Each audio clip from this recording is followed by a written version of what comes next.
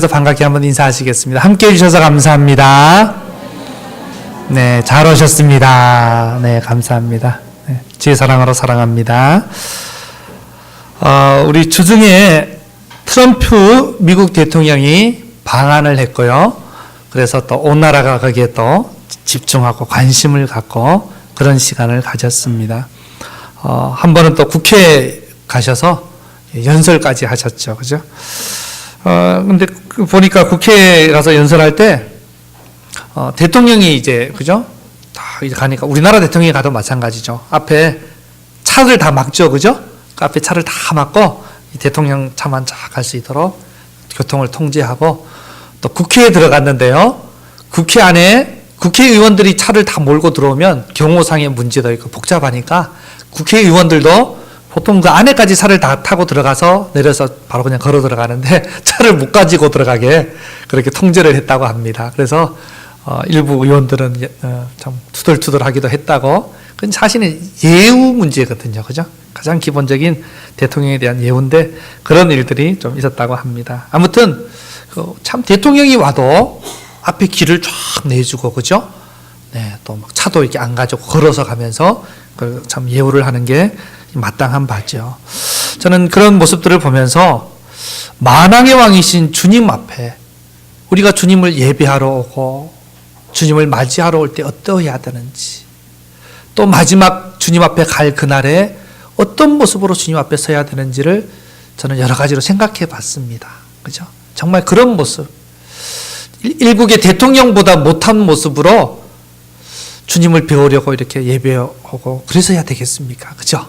예, 정말 잘 준비된 마음과 정말 이렇게 주님 앞에 겸손한 모습으로 예배하는 것이 마땅하지 않은가. 그래서 여러분 오늘 지금 어떤 마음으로 주님 앞에 나오셨습니까? 예, 미국 트럼프 대통령하고는 비교도 안 되는 만왕의 왕이신 우리 주님을 독대하고 또 예배하고 섬기러 나오셨는데 어떤 마음을 준비해 가지고 나오셨습니까? 너무나 중요한 거죠. 마가복음 1장 이제 시작하는 부분에 보면요, 이제 이런 말씀이 있습니다. 선지자 이사야의 글에 보라, 내가 내 사자를 내 앞에 보내노니 그가 내 길을 준비하리라. 광야에 외치는 자의 소리가 있어 이르되 너희는 주의 길을 준비하라. 그의 오실 길을 곧게 하라. 기록된 것과 같이 세례 요한이 광야에 이르러 죄 사함을 받게 하는 회개의 세례를 전파하니. 아멘. 이런 말씀이 있는데요. 이게 이제 왕이 행차할 때 전령이 하는 일이 기록되어 있는 거예요. 전령이 와서 무슨 일을 하느냐. 왕보다 앞서가서 우리나라 사극 같은 데도 보면 그렇잖아요. 그죠? 주상전하 행차시오! 이러면 사람들 어떻게 돼요? 다 엎드려야 되죠. 사극 봤잖아요. 그죠? 길에 있던 사람들, 뭐 일하던 사람 다 막 엎드리잖아요. 그죠? 네, 그게 이제 왕에 대한 예우인데 우리나라만 그랬던 게 아니고 전 세계가 다 그랬어요. 왕에 대해서는 왕이 행차할 때는 엎드려야 돼요. 그죠? 엎드려. 그렇게 예우를 표현하는 거죠. 세례 요한이요, 그 일을 하기 위해서 전령이 나가서 외치는 것처럼 이렇게 왕이 오셨다고 외치면서 사람들을 낮추는 그 일을 한 사람이 바로 세례 요한이다라고 복음서는 이야기하고 있는데요. 이 세례 요한에 대해서 말씀하는 이 말씀이 처음 나오는 게 아니라 이사야서에서 예언되어 있던 말씀이다. 이렇게 하면서 나왔죠. 그래서 이사야서에 뭐라고 나오냐면 앞에 보세요. 이사야서 40장 3절 4절을 보면요. 우리 같이 읽어볼까요? 시작.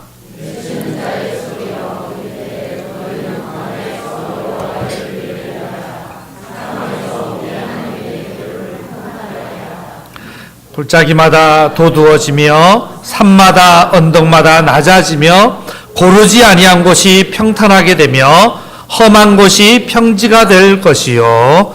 아멘. 네. 왕이신, 그죠? 하나님이 오시는데 그 앞에 평탄 작업을 해라. 평탄 작업. 그 얘기죠. 그죠? 그래서 하나님의 대로를 평탄하게 해라. 왕이 올 때는 그죠? 말을 타고 오기도 하고 수레 같은 걸 타고 오기도 하고 여러 가지 걸 타고 오는데 길이 울퉁불퉁해서 올 수가 있겠습니까? 그래서 그 길을, 그래서 실제로 그 이스라엘 지역에 가면요, 왕의 대로라고 그 옛날부터 이게 잘 닦인 도로가 있었습니다. 예. 그래서 왕이 오실 길을 예비해서 평탄하게 해라. 근데 그 방법이 뭐냐면 골짜기, 움푹 들어간 거는 메꿔야 되죠. 그죠? 예. 움푹 들어간 건 메꾸고 또 이게 산이나 언덕처럼 막 솟아있는 것은 깎아서 평탄 작업해라. 그게 다른 말로 하면 고르지 아니한 곳이 평탄하게 되고 험한 곳이 평지가 된다는, 그죠? 이걸 다시 요약해서 평탄 작업하는 거다. 이것을 하게 해라라고 말하고 있죠. 예전에 군대 생활할 때 여러분 남자분들은 다 그죠? 그 경험이 있으실 거예요. 또 여자분들은 또 군대 얘기하나 이러면서 네, 별로 안 좋아하실 수 있지만 남자들은 모이면 군대 얘기하잖아요. 그죠? 군대 시절에 뭐 사령관이라든지 부대 지휘관이라든지 높은 분들이 지금 우리 부대에 방문한다. 이러면 어떻게 하죠? 미리부터 이제 준비하느라고 난리가 납니다. 막 그냥 내부만 미싱하우스를 하고 치약 뿌려가지고요. 바닥을 깨끗하게 청소하고 뭐 밖에도 그죠? 밖에도 그냥 그 지휘관이 올 차가 지나갈 길을 깨끗하게 만들고 돌멩이 줍고 아무튼 높은 곳은 깎아내고 패인 곳을 메꾸고 그러면서 깨끗하게 하면서 이렇게 평탄 작업을 해요. 그죠? 정말 그와 마찬가지로 이제 70년의 포로 생활이 끝나고 이제 이스라엘 백성들이 돌아올 건데 이 이스라엘을 떠나셨던 하나님께서 그들을 이끌고 친히 예루살렘으로 돌아오신다. 이제 왕이 오시니까 왕 앞에 길을 평탄하게 해라. 이런 말씀입니다. 그리고 그 평탄하게 하라고 외치고 준비시키는 사람이 누구냐? 이게 보니까 예수님에 대한 예언이었다라고 신약성경에서 얘기하는 거죠. 예수님이 다시 오실 왕이고 회복시키시는 왕인데 그 앞길을 세례 요한이 준비하면서 평탄 작업을 했다. 그럼 뭘 평탄 작업을 할까요? 사람의 마음을 평탄 작업하라는 거죠. 그죠? 길을 평탄하게 하라는 그런 의미가 아니라 마음들이 평탄 작업을 해서 우리 주상전하 행차시오 그럼 다들 엎드리는 것처럼 겸손하게 왕이신 주님을 맞이할 준비를 하도록 해라 라고 말씀하시는 거죠. 그래서 왕이 오실 때 왕이신 주님을 만나기 위해서 준비해야 될 준비가 뭐냐. 그죠? 이 이사야서에서 나오고 있고 또 각 복음서마다 동일하게 얘기하고 있는 이걸 준비해야 돼요. 뭐죠? 평탄 작업이 이루어져야 돼요. 우리 마음의 평탄 작업. 그건 뭘까요? 산과 언덕은 깎여져서 낮춰져야 됩니다. 이건 뭘 의미할까요, 여러분? 우리 마음이 산처럼 언덕처럼 높아져 있는 마음. 그죠? 교만한 마음. 내가 주인 노릇하고 내가 왕 노릇하고 뭐든지 내 하고 싶은 대로 다 하고 내 생각이 법이고 내 뜻대로 해야 되고 내 고집대로 해야 되고 이거 깎여지지 않으면요 왕이신 주님을 모셔드릴 수가 없고요 그분이 오실 때 진정으로 그죠? 그분을 모실 수가 없습니다.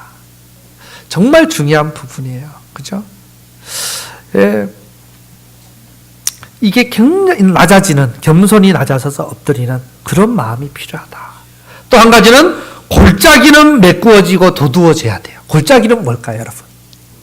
우리 마음에 여러 가지 깊은 상처들, 깊은 절망들, 나는 안 돼. 나는 안 돼. 나 같은 게 뭘 할 수 있어. 그래서 포기하고 일어나지 못하는 이 마음이 메꾸어져야 돼요. 그죠? 메꾸어지고 다시 이게 도두어져야 됩니다. 그래서 위의 건 낮아지고 낮은 건 채워지면서 평탄한 길이 될 때 왕이신 주님을 맞이할 수가 있는 것입니다. 오늘 왕이신 주님 앞에 예배하면서 마음의 평탄 작업을 잘하는 저와 여러분 다 되시기 바랍니다. 네, 그런데 참 이게 제가 이제 사역을 하면서요 세례 요한과 같은 그런 마음으로 할 때가 많은 것 같아요. 여러분 보면 강한 자에게 약해지고 약한 자에게 강해지는 그런 사람이 있죠. 그죠? 보면 어때요? 그런 사람 보면 좀 야비해 보이잖아요. 그죠? 네, 비굴해 보이고 강한 사람 앞에서는 깨갱하고 좀 약한 사람들 함부로 막 대하고 이건 하나님의 사람의 모습이 아니거든요. 그죠? 예. 정말 멋있는 모습은 뭐라 그래요? 강한 사람한테 강하게 대하고, 약한 사람은 아주 부드럽게 겸손하게 대하는, 그게 정말 예수님의 마음이 아니고 예수님의 모습이 아닌가 생각되는데, 예, 저도 이제 그런 마음으로 많이 사역을 합니다. 왜냐하면 이게 세례 요한이 했던 사역이고, 이게 정말 주의 종이 감당해야 될 사역이구나 생각하기 때문에, 여러분 중에 간혹 굉장히 강한 분들이 있어요. 마음이 굉장히 높아지신 분들이 있고요. 그래서 왕 대신 주님을 맞이하기 어려운 분들이 있어요. 네, 정말 그런 분들이 있습니다. 그래서 막 교회를 좌지우지 하려고 그러고, 자기가 주인 노릇 하려고 하고, 굉장히 그런 분들은 그냥, 안 되겠다. 옆에서 보면요, 큰일 나겠다. 이럴 때는 제가 좀 강하게 이렇게, 그죠? 어떨 때 단칼에 막 이렇게 하기도 하고요. 많지는 않아요. 한 손에 꼽을 정도로 지금 제가 여기 와서 목회하면서 6년째 들어서면서 한 손가락에 들 정도예요. 그런데 정말 필요할 때는 그걸 합니다. 그분을 위해서. 그죠? 이 평탄 작업이 일어나야 되거든요. 또, 여러 가지로 어려움에 처해서 약해져 있는 분들이 있죠. 그죠? 힘들어서 마음이 주저앉아 있고, 다 포기하고 싶고, 이렇게 골짜기가 깊이 패인 분들한테는 제가 겸손히 낮아져서, 예? 그냥 오라 그러면 가서 섬기고, 가서 그냥 종처럼 섬기면서 그분들 메꾸어 드리려고 그렇게 섬겨드립니다. 이게, 그냥, 왜 이랬다 저랬다 하나가 아니라, 각 사람에 맞게, 그죠? 각 사람에 맞게 하나님의 사역을 감당하는 거예요. 그죠? 이런 마음이 세례 요한의 마음으로 하는 것이다. 여러분이 아시고, 또 물론 이제 아무한테라도 그렇게 하진 않죠. 그죠? 각 사람이 그릇에 맞게 받아들일 만한 그릇이 되겠다 싶을 때는 때로는 세게 할 때가 있어요. 그래서 그런 걸 여러분이 잘 받아주시면 좋을 것 같아요. 그죠? 인간적인 마음이 아니라 기도하면서 교회를 생각하면서 그 영혼을 생각하면서 그렇게 할 때가 있습니다. 그래서 이런 부분들을 잘 보면서 영적인 겸손함도 이렇게 회복해야 되고, 낮아져서, 그죠? 나는 아무것도 아니고, 나는 정말 아무것도 할 수 없구나. 이런 마음도 회복해야 되고요. 또 한편에서는, 내가 정말 존귀한 하나님의 자녀구나. 하나님 나를 사랑하시는구나. 이런 영적인 자존감도 회복해야 돼요. 이 두 가지가 균형을 잘 이루면서 가야 되거든요. 근데 인간이 약해서 균형을 못 잡죠. 그죠? 어떨 때는 너무 패여버리고, 어떨 때는 너무 높아져 버리고. 그래서 참 주님 앞에서 늘 주님 앞에 서서 우리가, 그죠? 깎여지고 채워짐을 받아야 이것이 가능할 것입니다. 오늘 주시는 말씀 앞에 또 그런 평탄 작업이 일어나는 저와 여러분 다 되시기 바랍니다. 우리가 지난주에, 그죠? 인자 같으니, 우리 13절에 나온 인자 같은 분을 살펴봤는데요. 누구였죠? 예수님이었죠. 살펴보니까 예수님이었죠. 근데 예수님이 구약 성경에서부터 풀무불 가운데, 다니엘의 세 친구의 풀무불 가운데서도 그 이방 땅 바벨론, 그죠? 그 에스겔, 다니엘, 다윗 살펴보면서 그 가운데 함께 하시며 붙들어 주시고 힘 주셨던 분이 예수님, 인자 같은 분이셨다라고 살펴보았습니다. 그런데 이 인자 같은 분이 또 어떤 분이냐 하면요, 교회와 관련되신 분입니다. 교회와 13절에 보면 촛대 사이에 인자 같은 이가, 그죠? 계시다. 촛대 사이에서 다니시는 분이 우리 예수님이세요. 그럼 뭘 의미할까요? 촛대가 뭐라 그랬죠? 20절에 나왔죠. 그죠? 7 촛대는 7 교회니라. 교회를 상징하는데요. 7 촛대 사이에 다닌다는 것은 소아시아의 7 교회만이 아니라 온 땅 가운데 있는 교회 가운데, 그 가운데 계시고 그 사이에 거니시며 통치하고 다스리시는 교회의 머리 되신 분이 예수님이고, 교회의 주인 되신 분이 인자 같은 분 예수님이신 줄 믿으시기 바랍니다. 그런 이야기예요. 그런데 이분이요, 교회 가운데 거니시면서 다스리시는데 어떻게 하시는가? 16절을 한번 같이 읽어봅니다. 16절 시작.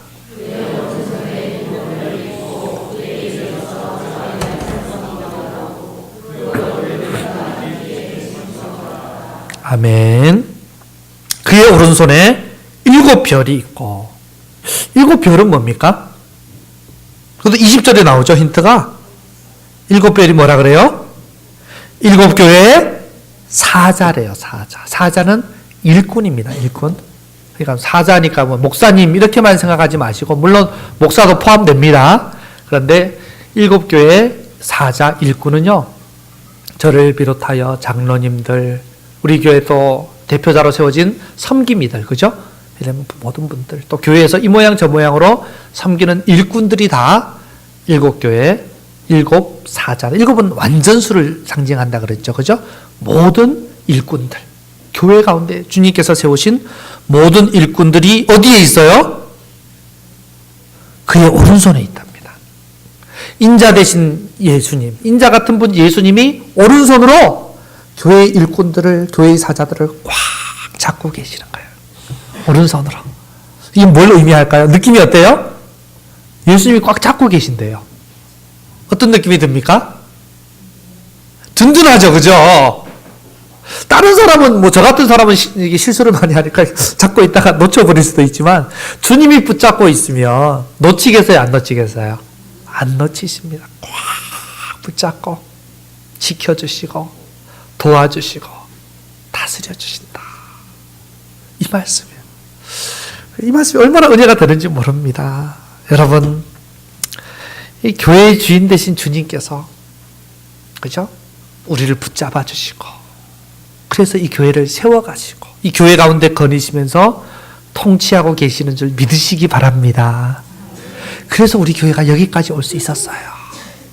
목사가 잘해서도 아니고, 또 어떤 아무게 누가 잘해서도 아니고, 그죠? 우리는 다 부족하지만, 정말 우리 교회의 주인 되신 주님, 머리 되신 주님께서 우리 각 사람을, 일꾼들을 꽉 오른손으로 붙잡으시고 우리 교회 가운데 거니시면서 통치하여 주시고 세워주셔서 우리가 여기까지 온 줄 믿으시기 바랍니다. 지금도 우리 주님 우리 가운데 거니고 계시고요. 우리 육신의 눈으로 못 봐서 그렇지, 그죠? 오늘 말씀 그대로 아닙니까? 여기 거닐고 계시고요. 그리고 우리의 교회의 모든 일꾼들을 꽉 오른손으로 붙잡고 계십니다. 꽉 붙잡고 계세요. 흔들리지 않도록. 그래서 우리가 교회가 소망이 있는 것입니다. 우리가 교회가 부족하기도 하고 연약하기도 하죠. 그래도 소망이 있는 것은 주님이 붙잡고 계시기 때문에. 할렐루야. 그래서 우리 교회가 소망이 있어요. 뭐 모든 교회가 다 그렇다는 건 아니에요. 교회가요, 이름뿐인 교회도 많잖아요, 그죠? 주님을 교회의 주인으로 인정한다면 다른 거 많이 부족하고 좀 많이 연약해도 시설도 열악하고, 그죠? 사람들도 부족하고 뭐 성격도 못난 사람도 많고 이럴지라도 이거 하나는 붙잡아야 돼요. 우리 교회의 주인이 주님이시다. 주인 되신만 고백하고 그것 따라만 가려고 한다면 주님 꽉 붙잡고 이렇게 우리 교회를 계속해서 다스려 가시고 더 아름답게, 더 건강하게, 온전하게 세워 가실 줄 믿으시기 바랍니다. 우리 교회만 그렇겠어요? 예, 참, 그죠? 이제 우리가 다 왕 같은 제사장이니까 우리 가정도 성전이고, 우리 일터도 성전이고, 그곳에서 감당하는 일이 성직이라 그랬잖아요. 그죠? 그렇다면, 우리가 믿음으로 살아가는 모든 삶의 자리에서 주님 함께 거니시고, 우리를 견고하게 붙드시고, 그래서 우리 가정도 세워가시고, 우리 일터도 그렇게 아름답게 세워가시는 줄 믿으시기 바랍니다. 그리고 나서 이제 또 보니까 그의 입에서 좌우의 날선 검이 나오고, 막 입에서 막 칼이, 그죠? 나오고 있어요. 네, 이건 뭘 의미할까요? 예, 말씀이죠. 여러분 딱 좌우의 날선 검 하니까 바로 말씀이 생각나시죠, 그죠? 히브리서 4장 12절 같이 읽어봅니다. 시작. 하나님의 말씀은 살아있고 활력이 있어 좌우의 날선은 어떤 검보다도 예리하여 혼과 영과 및 관절과 골수를 찔러 쪼개기까지 하며 또 마음의 생각과 뜻을 판단하나니. 아멘. 주님의 그 입에서 나오는 좌우의 날선 검 같은, 아니 그 검보다 더 예리한 하나님의 말씀으로 우리 심령과 골수를 찔러 쪼개시면서 우리를 새롭게 빚어가시고 새롭게 만들어가시고 그렇게 말씀으로 창조해 가신다라는 말씀이에요.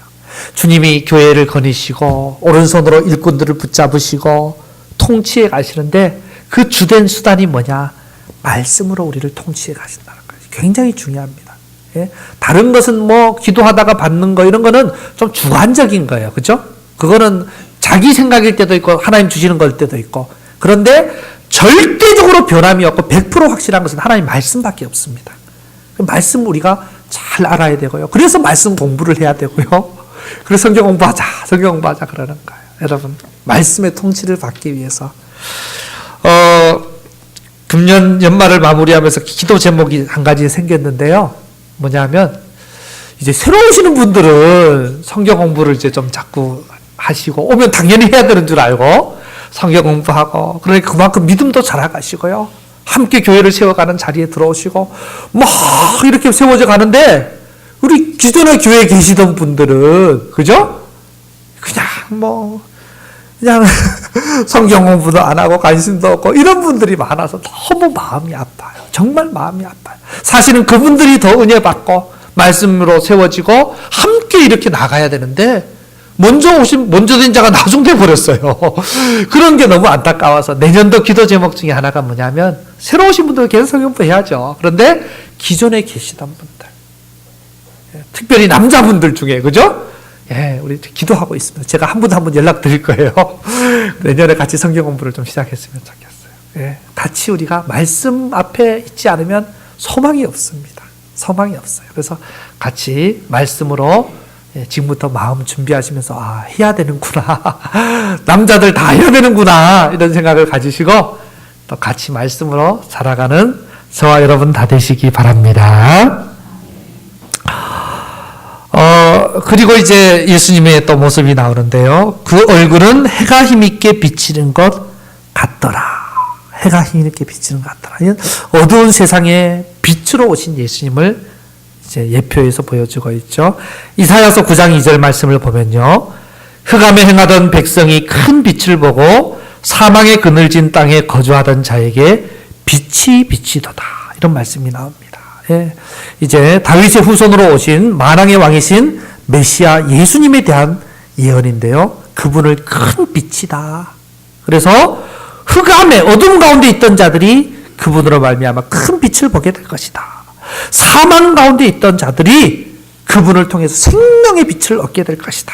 이런 예언의 말씀이 이사야서 9장 2절에 나오고 있는 것입니다. 그래서 그분을 주인으로 모실 때, 그죠? 하나님의 백성이, 교회가 생명의 사명을 감당하고 세상의 빛된 사명을 감당할 수 있는 거지. 우리 안에는 빛이 없어요. 우리는 빛을 내지 못합니다. 그죠? 그분이 우리 안에 주인 되실 때 생명의 빛이 우리 안에 가득하게 되고 세상 가운데 드러나게 될 것입니다. 사랑하는 성도 여러분, 주인 되신 주님께서 우리 교회 가운데 거니시며 통치하고 계시고, 그 오른손으로 저와 여러분 일꾼들을 꽉 붙잡고 계시고, 좌우의 날선 검 같은 말씀으로 통치하고 계시고, 교회를 위해 싸우고 계심을 믿으시기 바랍니다. 자, 그러면 이 주님 앞에 어떻게 반응해야 되는가? 여러분, 이 주님을 그냥 그렇구나, 아멘 하고 내가 그냥 머리로만 동의한다고 그게 동의하는 게 아니에요. 요한복음 1장에 보면요, 앞에 나오지는 않지만 제가 한번 읽어봐 드릴게요. 자기 땅에 오매 자기 백성이 영접하지 아니하였으나, 왕이신 분이 자기 땅에 왔는데요, 백성이 영접하지 않았습니다. 영접하지 않으면 아무 소용이 없다는 거예요. 그러면서 12절에 영접하는 자 곧 그 이름을 믿는 자들에게는 하나님의 자녀가 되는 권세를 주셨으니. 그러니까 예수님을 영접한다는 게요, 왕으로 영접하는 거예요. 주인으로 영접하는 거예요. 손님으로 영접하는 게 아니고, 그죠? 그래서 그분을 왕으로 영접하고 인정하고 그분 앞에 왕을 왕으로 대우하는 우리의 모습이 있지 않으면 앞에 내용이 아무 상관이 없는 거예요. 그리고 우리가 그래서 오늘 이 말씀 앞에 사도 요한은 어떻게 반응하고 있는가? 지난주 13절부터 이제 오늘 16절까지 인자 같은 분, 왕이신 분, 이 예수님을 눈으로 환상 가운데 본 사도 요한이 어떻게 반응하고 있는가? 어떻게 반응하죠? 17절에 보니까 내가 볼 때 그의 발 앞에 엎드러져 죽은 자 같이 되매. 죽은 자 같이 됩니다, 여러분. 교회의 주인 되신 주님, 왕이신 주님 앞에 엎드러져서요, 죽은 자 같이 됩니다. 이게 왕이신 주님을 만난 자들의 동일한 반응이에요. 모든 분들이 그렇게 똑같이 이렇게 반응했어요. 이사야서 6장의 환상 가운데 보좌 위에 계신 주님을 보고 어떻게 됩니까? 엎드려서 화로도 나여 망하게 되었도다. 나 죽었다. 죽은 것처럼 되죠. 그죠? 예. 에스겔서 1장, 2장, 3장 쭉 보면요, 주님 환상을 보고 다 이제 죽은 자처럼 엎드립니다. 모세도 출애굽기 3장에 주님 만나고 주님 부르심을 받았을 때 바짝 엎드리죠. 그죠? 그러면서 저 할 수 없습니다. 교만했던 모세가요, 자기가 자기 백성을 구원하겠다고 설쳐댔던 모세가 하나님 앞에 40년간 깎여지고 나서는 철저하게 낮아져서 저 아무것도 못합니다 이러면서 낮아지고 죽은 자가 된 모습을 성경은 보여주고 있습니다. 여호수아도 마찬가지였고요. 다니엘도 그래요. 좀 이따 다니엘 찾아볼 건데, 다니엘도 주님 앞에 끊임없이 다니엘서를 읽어보면요, 말씀을 들을 때마다, 계시를 받을 때마다, 환상을 볼 때마다 다니엘은 그 앞에 엎드려져 죽은 자처럼 됩니다. 이게 주님 앞에 마땅한 모습이에요. 베드로도 그랬잖아요. 그죠? 누가복음 5장 8절에 보면 예수님 시키시는 대로 그물 던졌더니 고기가 많이 잡히는 거 보면서 이분이 신이시구나, 하나님이시구나 하고는 그 앞에 엎드려서서 뭐라 그럽니까? 주여 나를 떠나서서 나는 죄인이로소이다 하면서 죽은 자처럼 엎드리는, 이게 주님 앞에 왕이심을 그저 고백하는 공통된 고백입니다.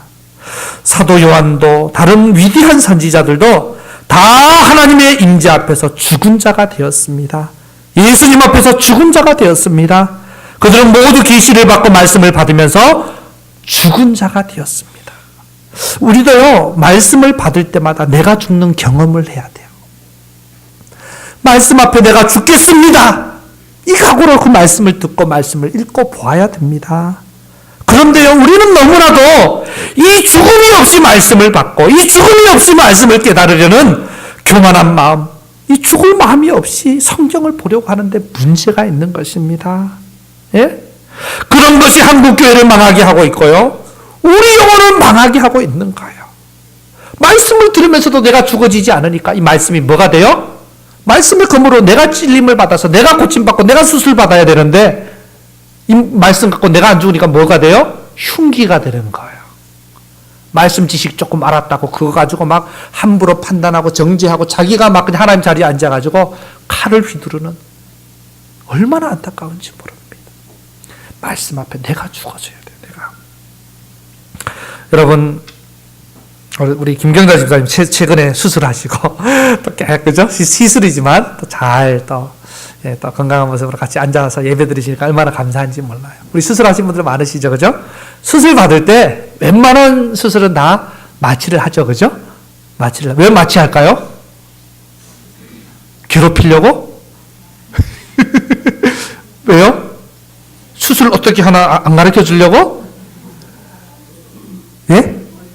예, 먼저는 한 가지는 통증을, 그죠? 통증, 그 고통을 다 이게 그대로 당하지 않도록 하기 위해서. 또 한 가지는요, 통증을 느끼면 사람들이 어떻게 돼요? 몸부림치고 난리 나죠. 수술이 되겠어요, 그러면? 오히려 막 이렇게 수술하려고 하는데 막 아프다고 이렇게 하면 완전히 그냥 더 다치겠죠, 그죠? 그러니까 마취를 하는 거예요. 저는 마취하는 게 똑같다라는 생각이 들어요. 그죠? 주님 앞에 우리가 먼저 죽어줘야 돼요. 그래야 주님이 나를 수술하시기 좋고요, 나를 새롭게 고치시기 좋고요, 회복하기가 좋은 거예요. 마취가 보면 결국은 죽은 것처럼 되는 거 아닙니까? 그죠? 숨을 쉬고 있는데 죽은 것처럼 돼가지고 힘 빼가지고 그렇게 가는 거잖아요. 우리 영적으로 마취 당해야 됩니다. 영적으로 좀 죽은 것처럼 돼야 돼요. 그래야 주님이 나를 다루시기 좋아지고요, 그 말씀으로 나를 빚어가시고 내 못한 거 수술하시고 아름답게 회복하시는 역사들이 일어나지, 싫다고 나 안 죽겠다고 마취 주사를 놨는데도 그죠? 계속해서 그러면 수술을 못 하겠죠. 변화가 없겠죠. 그죠? 예? 사랑하는 성도 여러분, 오늘도 이 말씀 앞에, 우리 주님 앞에, 그리고 날마다 주님의 말씀 앞에서 엎드려 죽은 자처럼 되고 우리 영혼의 의사 되신 주님 앞에 우리를 온전히 내어 맡기는 저와 여러분 다 되시기 바랍니다. 이것이 깎여지고 낮아지는 영혼의 평탄 작업이에요. 죽은 자처럼 되는 거. 내가 살아있고 내 힘이 살아있고 내가 하려고 하고 내 뜻 내 생각 내 고집 퍼덕퍼덕 살아있는 게 좀 마취당하고요. 좀 죽어져야 돼요. 그래야 왕이신 주님을 맞이하고 그분의 일하심을 경험할 수 있습니다. 한번 따라해 보시기 바랍니다. 말씀 앞에 죽겠습니다. 내 힘을 빼겠습니다. 네, 이거 반드시 필요합니다. 이 평탄 작업. 왕이신 주님 앞에 이런 우리의 반응이 필요하다는 거죠. 그죠? 왕이신 주님을 영접한다는 게 이런 거예요. 그분 앞에 내가 죽어지는 거죠. 그렇게 주님 앞에 힘이 빠지고 죽은 자처럼 될 때 주님께서 어떻게 하실까요? 이제 17절을 쭉 보면 17절 같이 읽어볼까요? 시작. 내가 볼 때 그의 발 앞에 엎드러져 죽은 자같이 되매 그가 오른손을 내게 얹고 이르시되 두려워하지 말라. 나는 처음이요 마지막이니. 아멘. 예수님이 어떻게 하세요? 오른손을 얹으십니다. 오른손이 어떤 손이었어요? 교회 7별을 붙잡고 있던 권능의 손. 그 손으로 죽은 자같이 된 자를 어루만져 주시는 거예요. 손을 얹고 어루만져 주십니다. 그리고 나서 이제 말씀을 들려주세요. 그동안 앞에는 환상을 보여주셨죠. 그죠? 예수님이 어떤 분이신지. 그러면 이제 17절부터는 쭉 말씀으로 들려주셔요. 말씀으로. 그러면서 주님을 더 알아가게 하시는데요. 제일 먼저 하시는 말씀이 뭐냐면 두려워하지 말라. 얼마나 위로가 되는지 몰라요. 죽은 자처럼 된 사도 요한에게 두려워하지 마라. 어루만지시면서 그러면서 그를 고치시고 수술하시고 회복시키시고 일으켜 세우시는 거예요. 이렇게 세우시는 거예요. 그런데 오늘 이런 모습의 원조가 있습니다. 원조가. 구약에 있다 그랬죠. 그죠?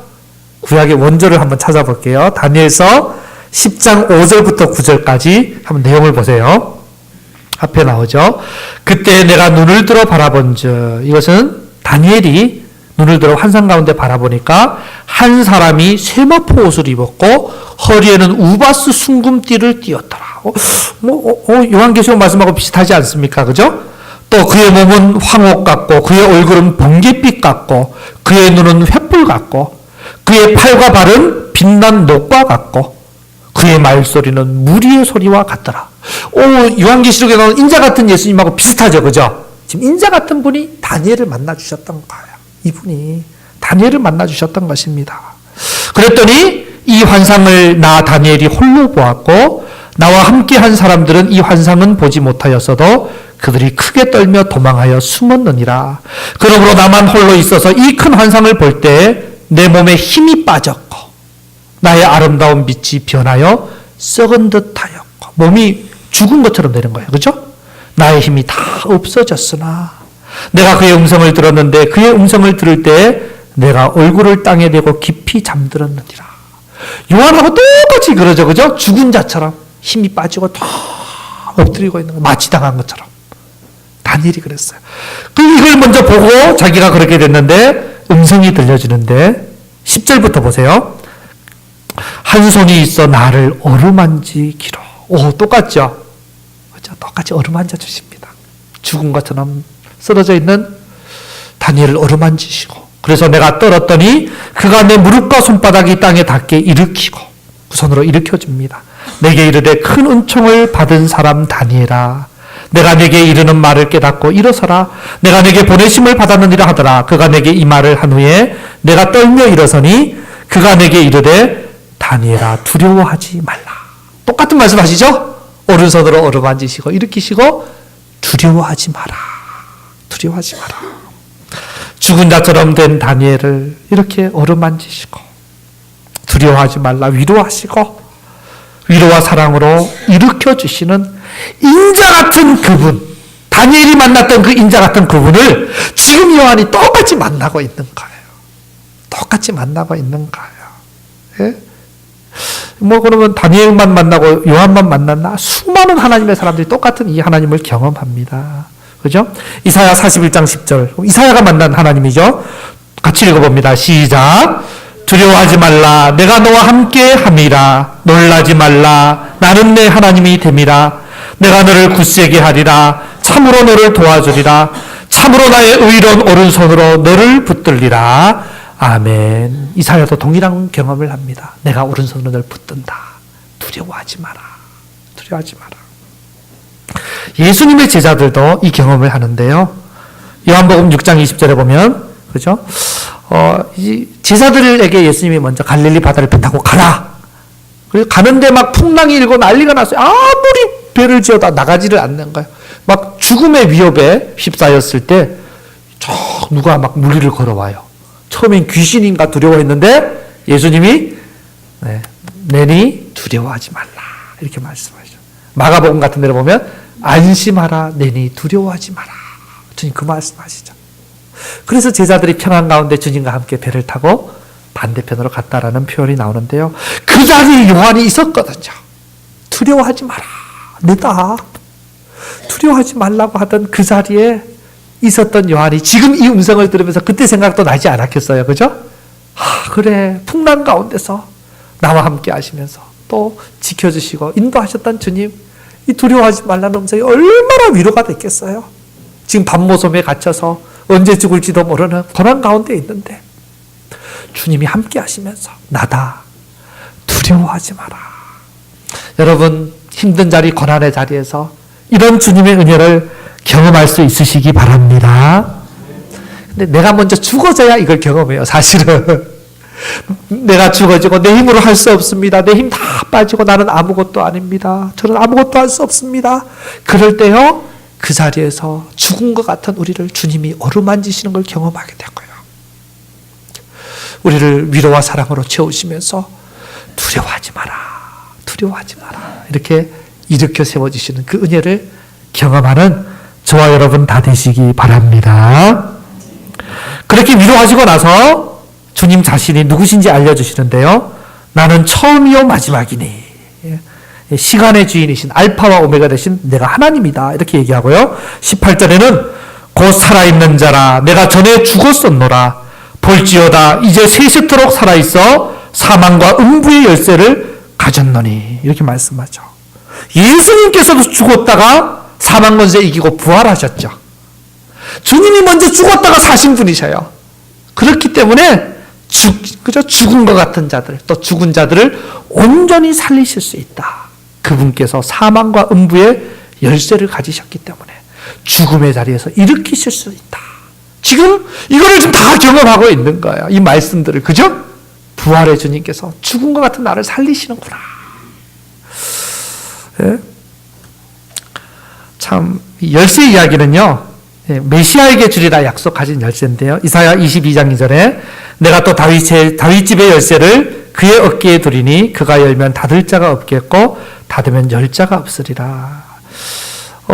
고대의 열쇠는요, 통치권을 상징했습니다. 그래서 고대의 왕이나 황제들이 어떤 도시, 어떤 성을 방문하면요, 그 도시의 성주나 분봉왕들이 뭘 했냐면 딱 문 앞에 가서 기다리다가 황제나 왕이 오면요, 금이나 은으로 된 열쇠를 상징적으로 만들어서 딱 바쳤다고 합니다. 그게 뭔 의미냐면, 여기는 당신의 통치 아래에 있는 당신의 영토입니다. 이거를 고백하는 게 열쇠를 갖다 바치면서 표현했다 그럽니다. 그러니까 지금 이게 그런 의미죠. 그죠?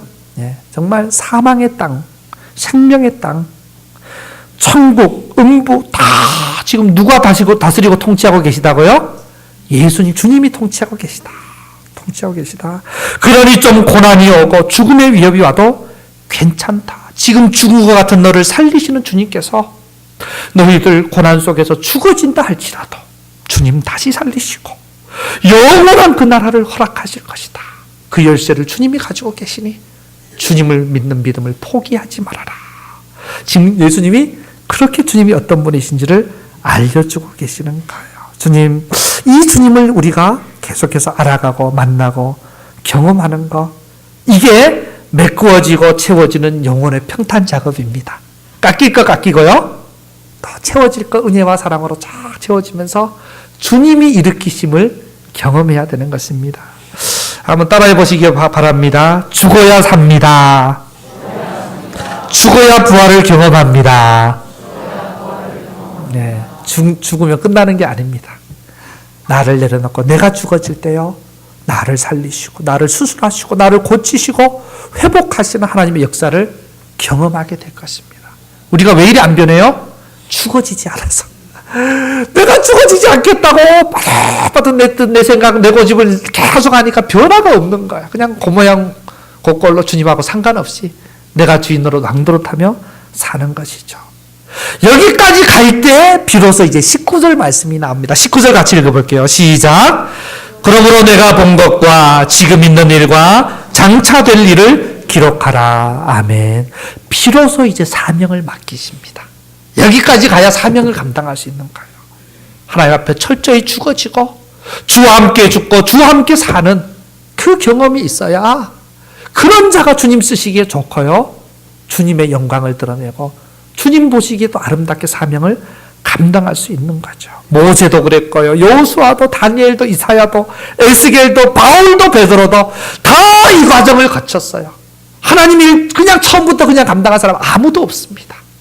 철저히 죽어지는 경험을 하고 거기서 나를 살리시고 회복시키시는 은혜를 경험하고 나서 귀하게 사용받은 거죠. 여러분, 오늘 지금 우리의 마음밭은 어떻습니까? 나 자신만 바라보며 교만함과 절망함으로 울퉁불퉁한 모습이 아닙니까? 한없이 높아져서 왕 노릇하고 있고 주인 노릇하고 있는 교만한 마음들이 왕 되신 주님 앞에 깎여지고 낮아질 수 있기를 바랍니다. 죽어질 수 있기를 바랍니다. 힘이 빠질 수 있기를 바랍니다. 그럴 때 우리의 온갖 상처와 아픔과 연약함, 그 모든 좌절하고 절망했던 부분조차도 왕 되신 주님이 사랑으로, 위로로, 권능으로 채우시면서 힘있게 다시 일으켜 세우시는 그 은혜를 경험할 수 있기를 바랍니다. 그래야 사명 감당할 수 있어요. 내 힘으로가 아니라 주님의 힘으로. 내 뜻대로가 아니라 주님의 뜻대로. 그동안 우리가 계속 요한계시록의 주제가 뭐라 그랬죠? 예수 그리스도의 계시다. 예수님이 어떤 분이신지 알려주는 게 요한계시록의 주제인데요. 이게 점점점 어떻게 깊어가냐면 오늘 네 번째, 그죠? 이제 다음 주부터 2장이 들어가는데요. 예수님을요 안다는 게 뭔지를 보여주는 거예요. 왕 되신 그분 앞에 내가 죽어짐을 경험하고, 내가 깎여짐을 경험하고, 내가 힘 빠짐을 경험하고, 그분이 나를 다시 일으키셔서 회복시키시고 새롭게 하시는 것을 경험해 가면서 예수님을 바로 아는 거예요. 사도 바울도 그 고백했죠. 예수 그리스도를 아는 지식이 가장 고상하다. 그래서 나머지 모든 것을 배설물로 여겼다. 어찌하든지 주님의 내가 고난과 죽으심에 동참하고 본받아서 그분의 부활에도 내가 참여하기를 원한다. 이게 예수님을 알아가는 것이라고. 주와 함께 죽고 주와 함께 살면서 예수님을 깊이 알아갈 수 있는 거예요. 예수 믿은 지 오래됐는데도 아직도 내 고집 못 내려놓고 내 생각 못 내려놓고 내 뜻을 못 내려놓는 것은요,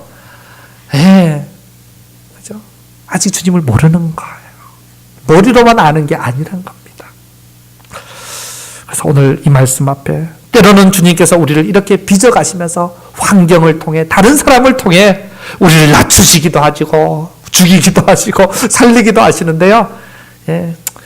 그렇게 수동적으로 되는 것보다 우리 스스로 날마다 말씀 앞에 서서 말씀의 검으로 죽어지고 또 주의 만지심과 일으키심을 경험하면서 다시 살아나는 역사를 경험할 수 있다면 더 아름답고 더 귀하지 않겠습니까?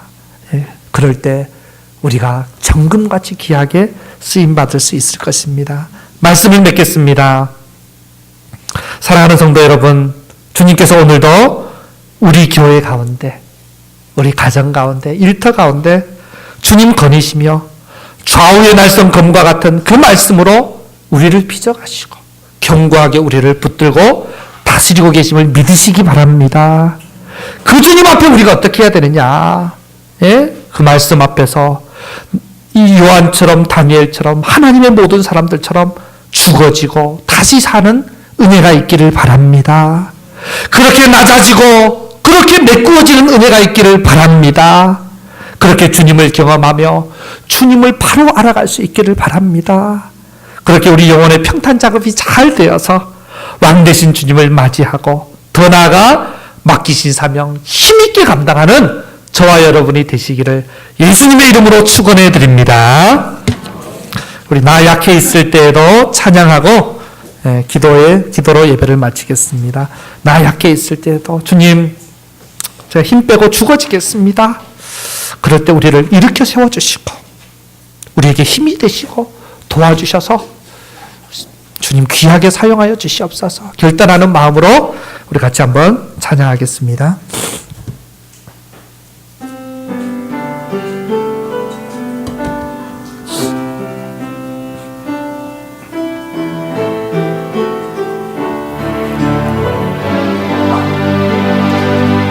나 약해 있을 때에도 주님이 함께 계시고 나 소망 잃을 때에도 주님은 내게 오시네. 나 시험 당할 때에도 주님이 지켜주시고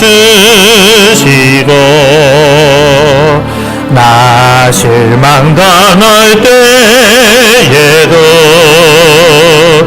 주님이 위로하시네. 주님만이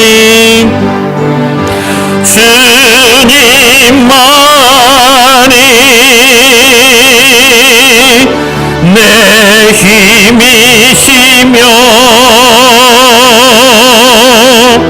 오 주님만이 날 도우시네. 오 나의 주님 내 아버지요 오 나의 주님 내 사랑이 한 번 더 고백합니다. 나 약해 있을 때도 나 약해 있을 때에도 주님이 함께 계시고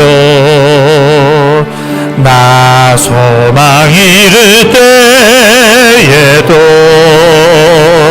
주님은 내게 오시네. 나 시험 당할 때에도 주님이 지켜주시고 나 실망 당할 때에도 주님이 위로하시네. 주님만이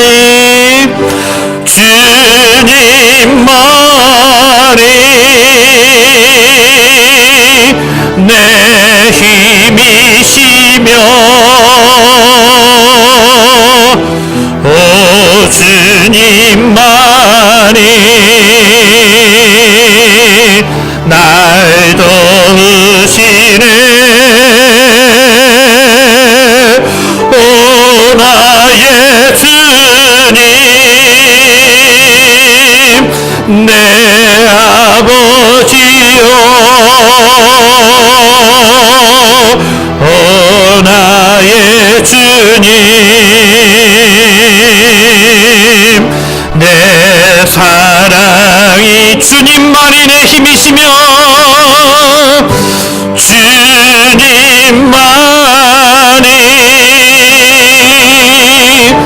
내 힘이시며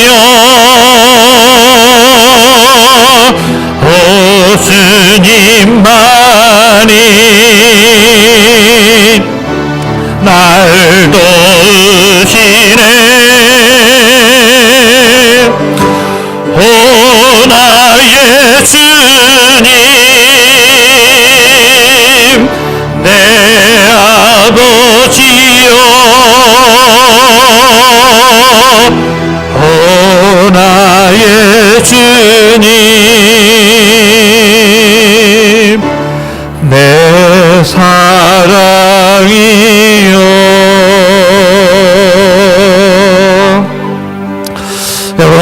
말씀을 붙잡고 일어나 결단의 기도를 드리겠습니다. 자리에서 일어나 주시기 바랍니다. 두 눈을 감으시고요. 원하시는 분은 두 손을 높이 드셔도 좋습니다. 여러분, 주님이 왕이시고 우리 교회와 가정과 일터 가운데 거닐고 계시고 우리를 굳게 붙잡고 계시고 말씀으로 통치하고 계시는데, 그런데 내가 죽지 않으려고, 내가 몸부림치고 내 힘 빼지 않으려고 고집을 부려서, 그래서 내가 그 은혜를 누리지 못하고 회복의 역사를 경험하지 못하고 여전히 그냥 그 모습으로 살고 있지는 않습니까? 주님, 우리를 불쌍히 여겨달라고. 주님, 내가 죽기 원합니다. 부활의 주님을 신뢰하며 기꺼이 내 힘을 빼기 원합니다. 기꺼이 마치되기 원합니다. 주님, 나를 수술하여 주시고 나를 고쳐주시고 나를 채워주시고 회복시켜 주셔서 귀한 사명 감당하며 주님 오른손에 붙들림 받아 영광스럽게 쓰임받는 이 시대의 다니엘이 되고 이 시대의 요한이 되고 이 시대의 이사야가 되고 에스겔이 되게 해달라고 간절히 한번 기도하시겠습니다. 기도합니다. 아버지 하나님, 주여 불쌍히 여기주시옵소서. 아버지 하나님,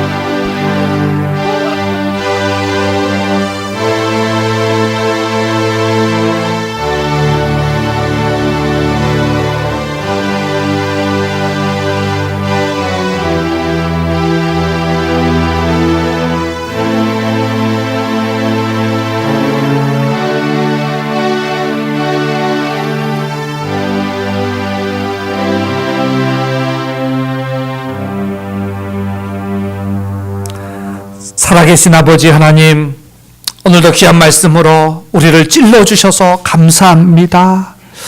하오나 저희들의 모습을 보면 왕 되신 주님 앞에 내 힘을 빼지 못하고 내가 살아있고 내 뜻, 내 고집, 내 욕심을 앞세우다가 아버지 하나님 여전히 변함없는 이 모양 이 꼴로 아버지 하나님 날마다 실패하고 넘어진 모습으로 살다가 주님 앞에 나왔습니다. 이 십자가와 부활의 복음의 비밀을 다시 알려주셨사오니 이것을 머리로만 아는 자가 되지 말게 하시고 우리의 삶으로 우리의 영혼으로 온몸으로 알아가게 하여 주시옵소서. 아버지, 오늘 좌우의 날성검보다도 예리한 이 주님의 말씀 앞에 우리가 죽임을 따버리 당하기 원합니다. 우리 힘이 빠지기를 원합니다. 마치나가기를 원합니다. 아버지 하나님, 우리의 교만함과 우리의 완악함이 깎여지고 낮아지며 영혼의 평탄 작업이 이루어지기를 원합니다. 주님, 우리를 다스려 주시옵소서. 그럴 때 우리의 상처 깊은 골짜기를 우리의 절망의 골짜기를 사랑과 위로로 채우시면서 주님 오르만지시고 일으켜 세워주시고 사랑하는 아들아 딸아 두려워하지 말라 말씀해 주시는 그 음성을 들을 수 있게 하여 주시고 주님의 은혜로 저희가 회복되고 일어나는 역사를 허락하여 주시옵소서. 그래서 정말 아버지 주님의 오른손에 붙들려서 전금같이 귀하게 쓰임받으며 사명 감당하는 저희들이 되도록 주여 도와 주시옵소서. 그렇게 예수님을 머리로만 아는 게 아니라 주와 함께 죽고 주와 함께 살면서 복음 안에서 알아가면서 우리 삶을 통해 왕 되신 주님의 권능이 아버지 나타나게 하여 주시옵소서. 그래서 주님이 정말 우리 가정 가운데 우리 일터 가운데 우리 교회 가운데 거니시며 우리를 붙드시며 그 말씀으로 통치하시며 아름답게 세워가시는 그 역사들을 날마다 경험하는 저희들의 삶이 되도록 주님 다스려 주시옵소서. 이제는 우리 주 예수 그리스도의 은혜와 아버지 하나님의 흘러넘치는 사랑하심과 성령의 교제케 하시는 역사가 오늘 주신 말씀 그대로 주님 앞에 날마다 죽어지고 날마다 주님 나를 살리시는 그 은혜를 경험하면서 주님 손에 붙들려 귀하게 쓰임받기 원하는 사랑하는 주의 백성들 머리 위에와 이들의 가정과 일터 위에 또 국문에 있거나 외지에 있거나 외국에 있거나 병상 가운데 있는 주의 자녀들 머리 위에 강복제일교회 위에 이제부터 영원토록 함께 하시기를